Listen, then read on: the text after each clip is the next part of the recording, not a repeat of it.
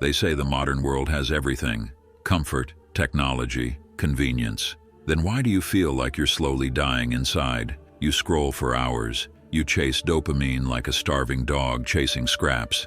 You say, just 5 more minutes, and wake up 3 hours later with a headache, a dry throat, and that quiet shame no one talks about.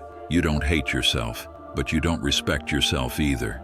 You feel like a ghost in your own body, alive but not living, surrounded by noise but completely alone. You've become a prisoner in a kingdom of mirrors, and every mirror reflects a version of you that you don't recognize. But here's the brutal truth most won't say to your face. You've handed over the sword. You've let the world tame you, and it's time you take it back.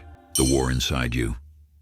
Monks aren't weak. They're not soft. They're not running from life. They're mastering it. They walk away from noise not because they can't handle it, but because they know that true power is built in silence. You're not weak for wanting more. You're not broken for feeling lost. But if you don't take action soon, the world will drown you, because this world is a slaughterhouse of attention. Everything is designed to sedate you. The algorithms know you better than you know yourself. They feed you junk for the mind and chain you with invisible ropes. Pleasure becomes your poison. Comfort becomes your cage. You need monk mode, not the fake internet version where you detox for 3 days, then relapse. I mean real, raw, violent discipline, a complete mental reset. You must learn how to disappear from chaos and return with power. What is monk mode? Monk mode isn't about being a saint. It's about becoming dangerous in your silence. It's about mastering 3 core things: your mind, your time, and your body. No distractions, no excuses, just war with yourself. It's the refusal to live like everyone else. You stop chasing women, validation, junk food, dopamine hits, and instant rewards. You don't just cut distractions. You eliminate them like a surgeon removing rot from flesh, because the longer you entertain them, the more they eat you alive. You rewire your identity. Every habit, every choice, every thought aimed toward becoming a weapon.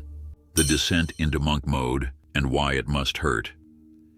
Entering monk mode should feel like dying, because part of you has to die. The lazy, addicted, weak version of you that sold his potential for comfort. This isn't supposed to feel good. It's supposed to feel like withdrawal.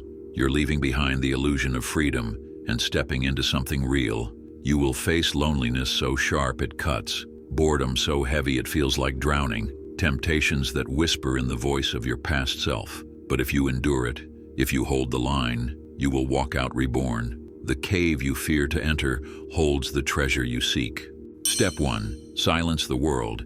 Delete the apps. Lock your phone in a drawer. Cut off anything that hijacks your attention. This isn't a game. You're not just taking a break. You're killing the parasite. No Instagram, no TikTok, no meaningless small talk with people who secretly want you to stay average. Silence must become your new home, not because it's easy, but because it's hard. The noise was numbing your pain. When you remove it, the pain returns. But now, you can finally face it. Sit in your room with no distractions. Feel the itch to check your phone. Feel the craving, the urge, and don't move. This is the battlefield. Your mind is screaming, and you're learning how to stay still.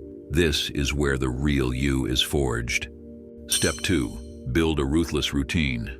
Forget balance. You need obsession. Wake up early. Not to impress anyone, not for a morning Instagram post, but because you have a war to fight.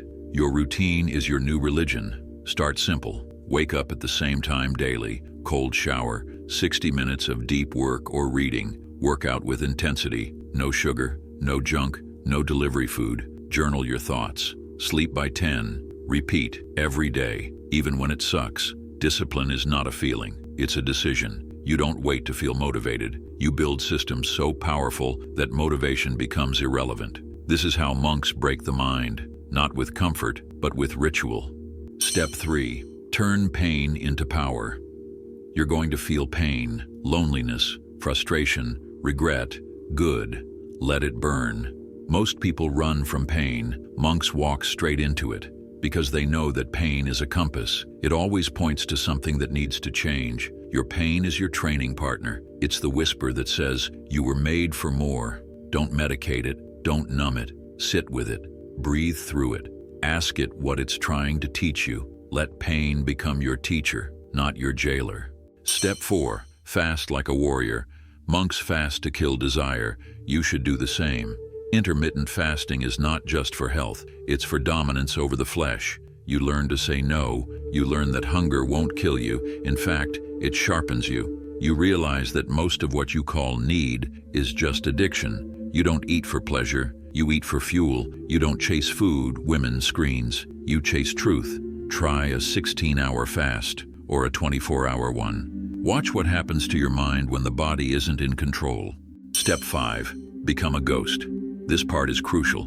You must disappear for a while, not forever, just long enough to become unrecognizable. No partying, no social media, no catching up. Let them wonder where you went. Let them talk, while you become something they can no longer understand.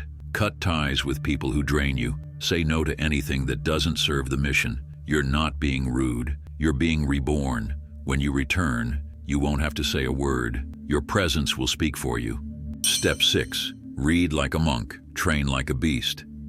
Monks read scriptures. You read truth. Feed your mind daily with ancient wisdom. Stoicism, Buddhism, samurai texts. Study men who faced death and walked with purpose. Your brain is your greatest weapon. Sharpen it. Pair it with physical mastery. You train like you're preparing for war, not for aesthetics, but for discipline. The gym becomes your monastery. You lift iron like it's a prayer. Every rep is a rejection of weakness.